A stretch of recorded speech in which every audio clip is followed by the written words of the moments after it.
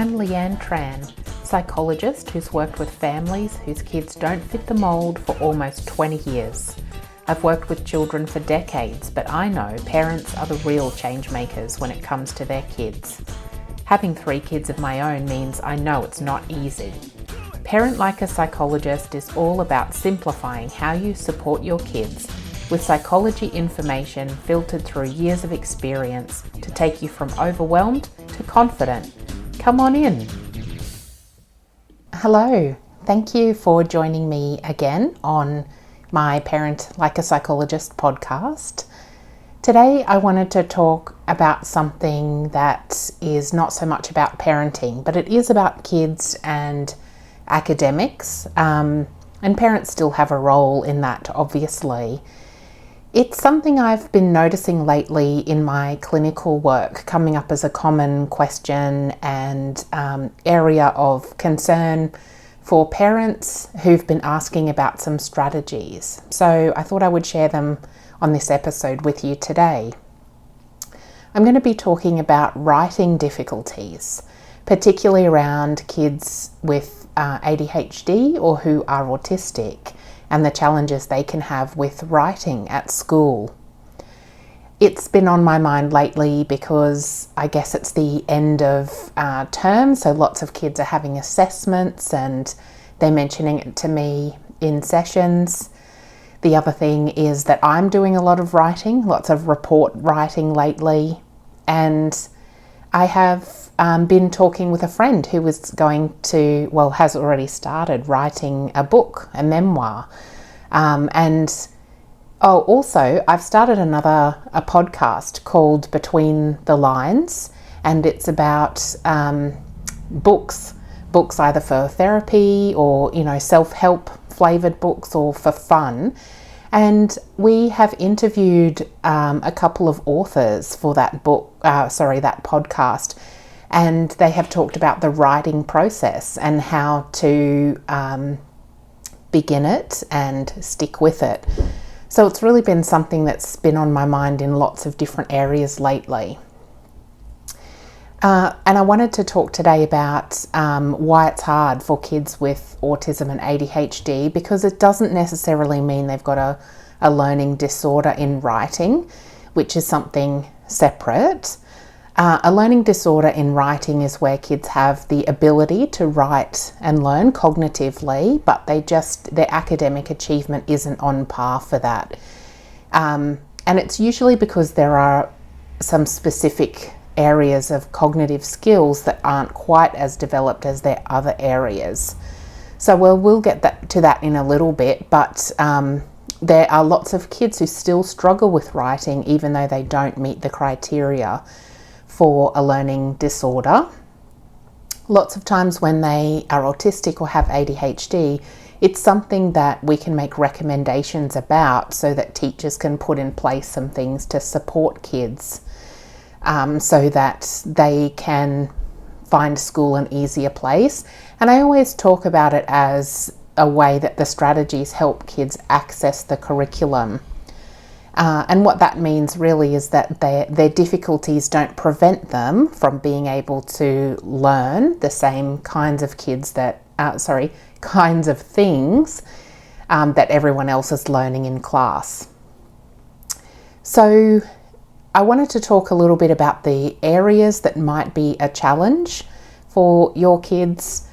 Then I'll talk a little bit about the cognitive areas that I know and test in lots of kids, and I understand how they can make a difference in writing. And then I want to talk about some of the strategies as well. And the reason it's important to do it in that order is it's important to understand what the difficulties are, so that then the strategies we suggest can line up with that underlying need. That's such a common thing in everything I do in psychology. It's about what the underlying need is and treating that rather than treating the surface level issue. So some of the challenges could be things like attention and focus. I was going to say for ADHD, but it's also true for autism as well, because there's lots of things going on in the classroom that can make attention and focus an area of difficulty. And so writing is one of those things where you need to have the ability to maintain your concentration and attention over a long period of time. So for example, if it's writing paragraphs, it's a couple of minutes. If it's writing an essay, it can be around 10 minutes, and in primary school, even longer up into high school. And so if kids are having trouble with focusing and paying attention, they will have trouble with being able to sustain it long enough to organise their thoughts and put them out on paper. Sometimes it's about keeping the attention, so sustaining the attention. And sometimes it's about selective attention, which means being able to filter out the distractions and other things to keep your attention on task. And those two things can make writing incredibly difficult. Imagine if you're forgetting every couple of seconds where you were up to, what you were thinking. It really affects the quality of the narrative or the cohesion of the piece of writing that you're doing. One other thing is language processing. So sometimes kids with autism have differences in language development, and so that means it might be hard to express their ideas coherently. And so it's not so much same difficulty, might look the same on paper, but it's not coming from lack of attention. It's coming from lack of those language skills to be able to piece the narrative together. Sometimes it's the pragmatics as well, which means that functional use of language. So kids might be using words but not having the ability to convey the meaning functionally. And the other area of difficulty too could be with trying to understand and convey abstract concepts as well. So sometimes it's a result of the language difficulties that kids have. Another point too is that, actually I'll move on to that next, because I was going to talk about executive functioning. And my point was sometimes kids misunderstand the instructions or have difficulty reading and interpreting the instructions to know what to do. Sometimes that's language based, or sometimes it's the executive functioning as well. So executive functioning, I like to say, is the ability, if you break it down and define what each word means, executive just means executing and functioning means tasks or doing things. So they have trouble doing things when kids have executive functioning difficulties.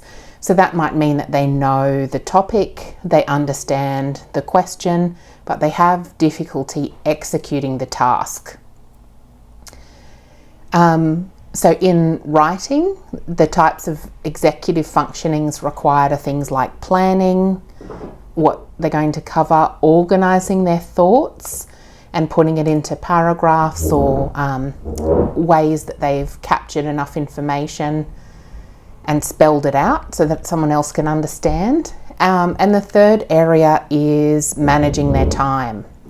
So sometimes kids will run out of time because they have had difficulty working out how long they should spend on each component of the task.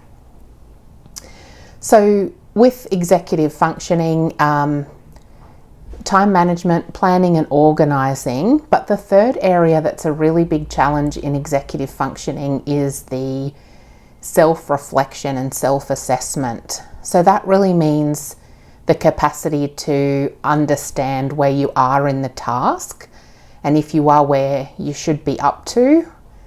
And it also has that impact on knowing if you've done it. So an example for that is if you're writing an essay about a certain thing and the criteria say you have to include these 3 things or something, self-reflection and that self-monitoring has the impact that kids don't necessarily know if they've done all of that yet. And that has a big impact on things like editing. So the knowledge that you need to go back and reread and edit for to make sure that you've met all the task requirements. So so far we've talked about what have we done? Attention, executive functioning, and we talked about language in there as well. There's some other things that may play a minor part. I was going to say role and part, and it turned into something funny. Some things that might play a minor part in writing difficulties for kids with autism and ADHD are sensory processing difficulties. So things like the feel of the paper, the chair, all of that stuff, maybe even the sound of everyone's pencil scratching at the same time. And it could be fine motor skills as well. And there's autistic kids often have fine motor difficulties. So being able to hold the pen and write for long enough during the task can be a challenge. I'm not going to cover those things too much today because they're a little bit outside the things I would usually talk about in my assessments, but they are things to consider, those environmental things. What I wanted to talk about a little bit more was then next to the cognitive areas that can impact kids' writing. The two main areas, I think, well, outside of language, I guess, because language is a cognitive ability that we do measure in cognitive assessments as psychologists. But outside of language, and what I notice in my practice is it's often kids who have trouble with working memory and with processing speed that then have difficulty with writing.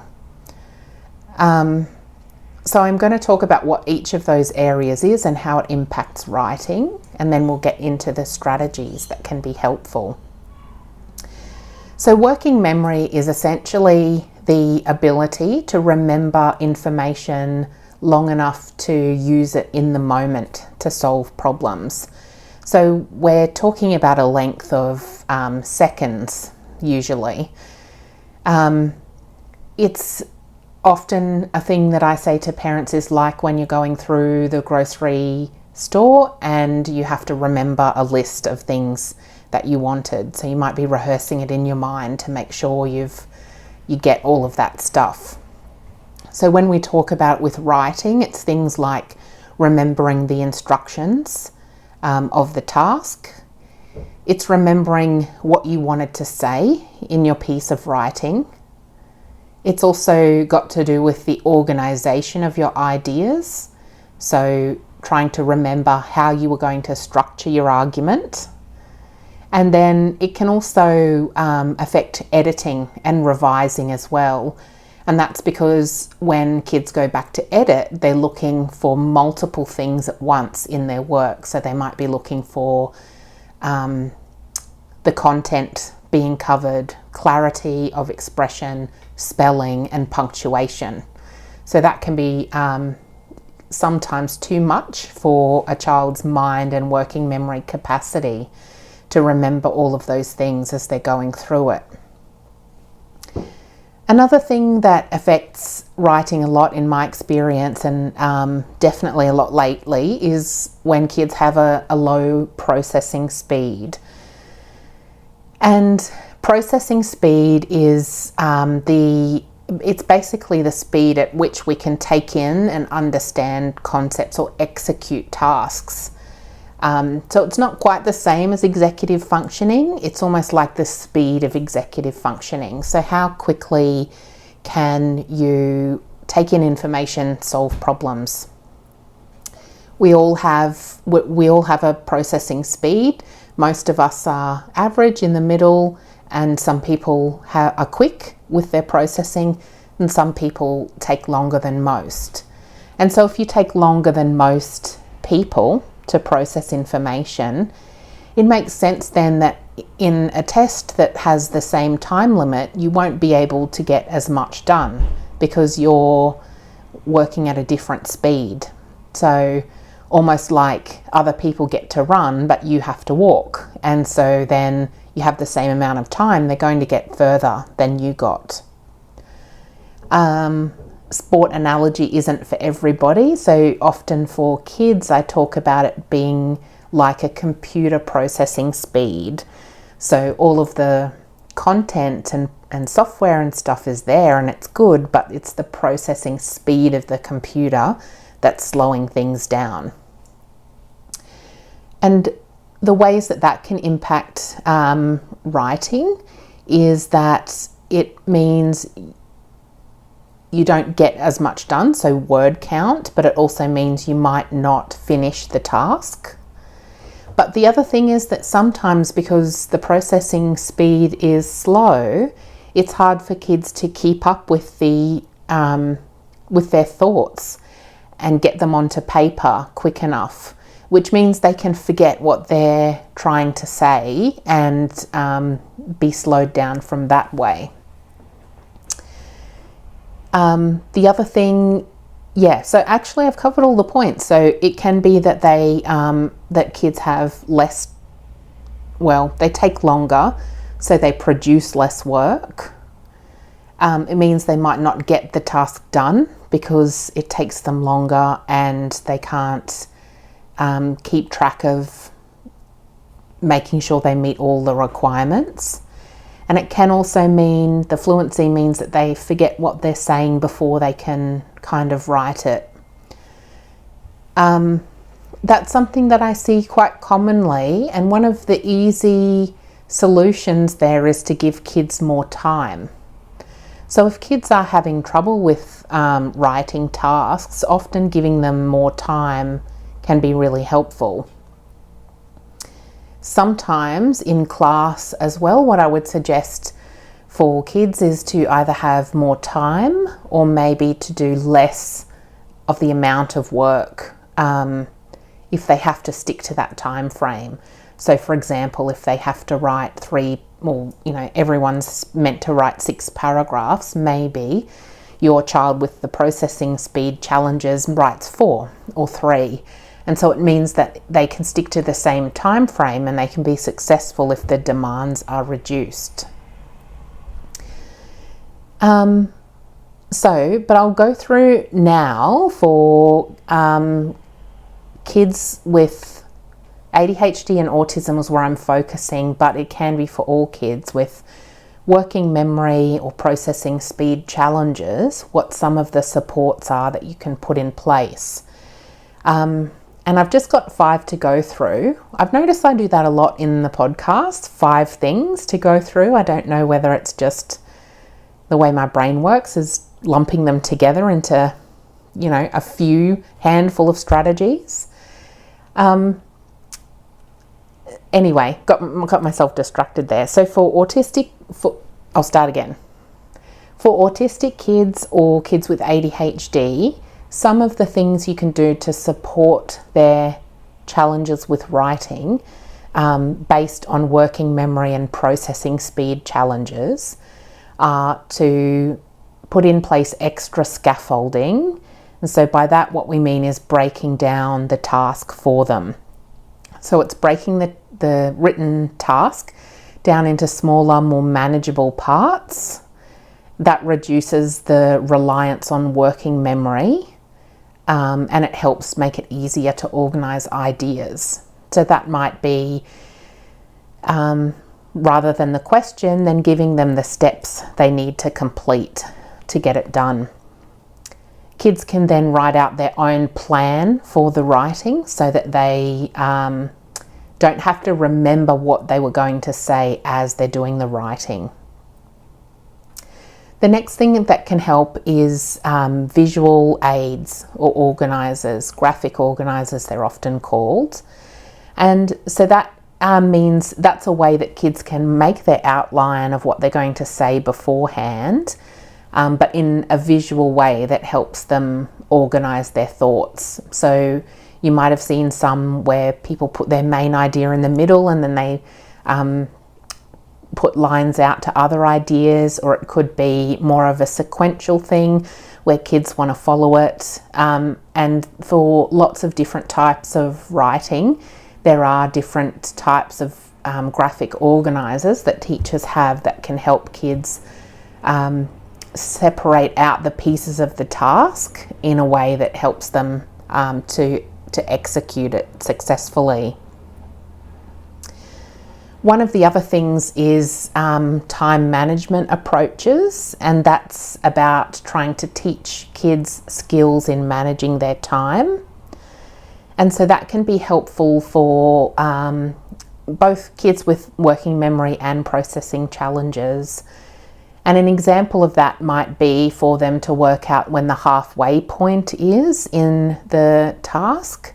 So, for example, for older children, if they've got 30 minutes to complete the activity, think about where they should be up to at the 15-minute mark.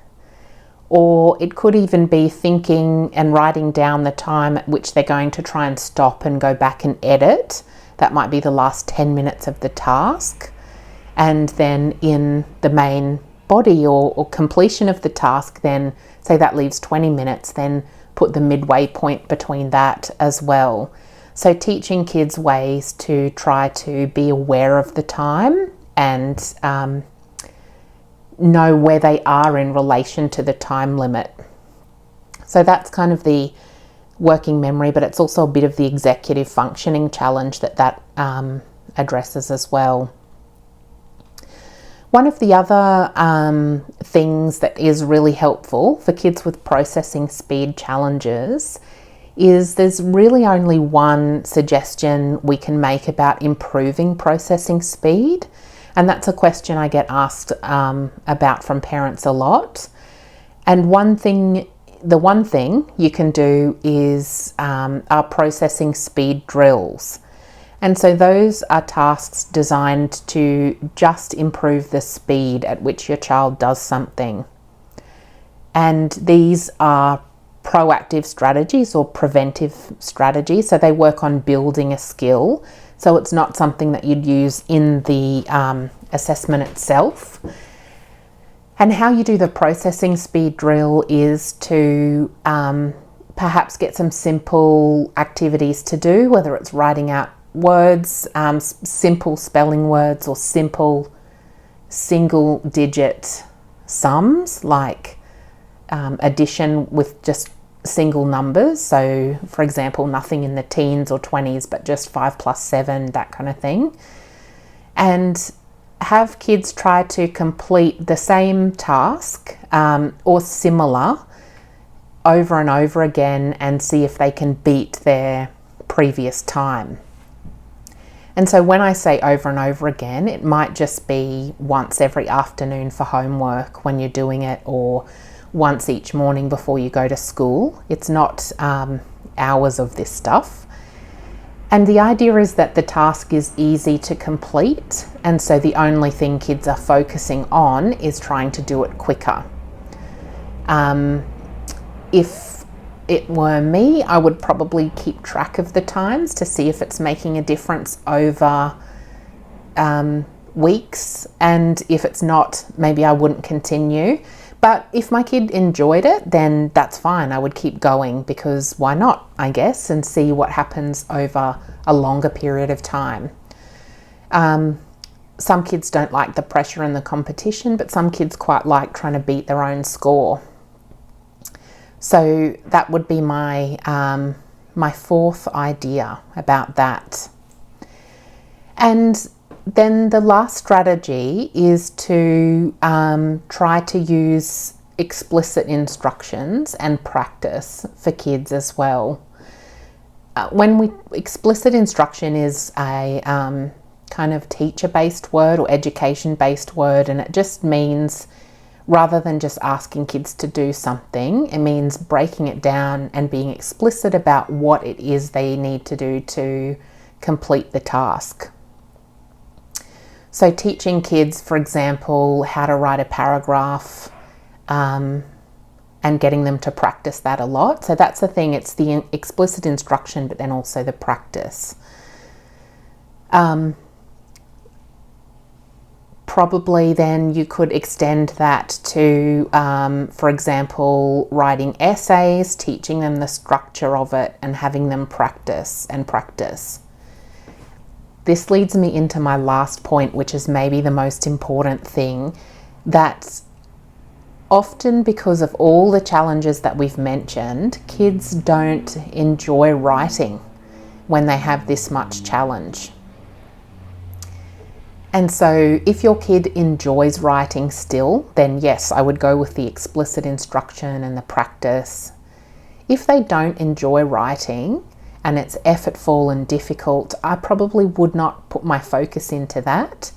Instead, I would see if you can talk with the school about adapting the expectations they have of your child, and see if they can perhaps switch the topic to something that's more interesting to your child, particularly if your child's got some really strong interests in things.